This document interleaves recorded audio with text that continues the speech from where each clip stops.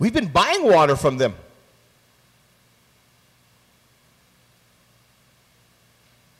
And I would bet you bottom dollar that is part of the funds that they have been receiving on their sale of our water to us.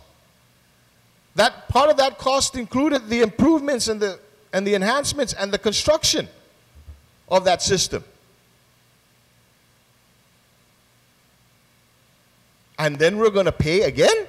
Senator Frank Blosch Jr., like the rest of the members of the legislature, is upset over provisions in the Defense Authorization Act that would, in essence, require GovGuam to purchase the Navy's waterwork assets for an estimated $300 million. Water that the legislature believes already belongs to the people of Guam as one of the island's natural resources. We will not falter in our stance to have the waters that fall from our skies be remitted at no cost to the people of Guam. Lawmakers are particularly upset that Congresswoman Madeline Berdallo failed to inform them of these developments in Congress.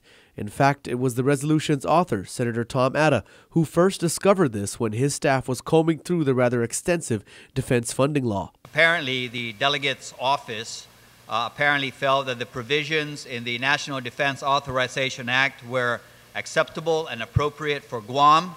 Otherwise, they would have alerted Guam's leaders on this matter. Senator Atta believes that there is already a model in place that would serve well in this case. In 1992, when the Navy turned over its power assets to the Guam Power Authority, the requirement was simply that the Guam Power Authority must meet certain industrial performance standards, and upon meeting that, then the Navy would become a customer of the Guam Power Authority. That has worked well, and it has worked well for the past 20 years. Lawmakers said they felt betrayed by the U.S. Congress and the federal government as a whole, as Senator Blosch mentioned that none of them heard any of these plans despite numerous meetings with high-level military and civilian officials regarding the military buildup and the plans for Guam's infrastructure. How can we trust a body and entity that was not going to tell us everything? That's not going to be open with us. That's not going to be upfront with us. Senator Ben Pangilinan noted that there is a clause in the provision that mentions something about GovGuam being able to purchase the waterworks assets for money or for in-kind services. I'll tell you what in-kind service we can just give to that Secretary of Defense.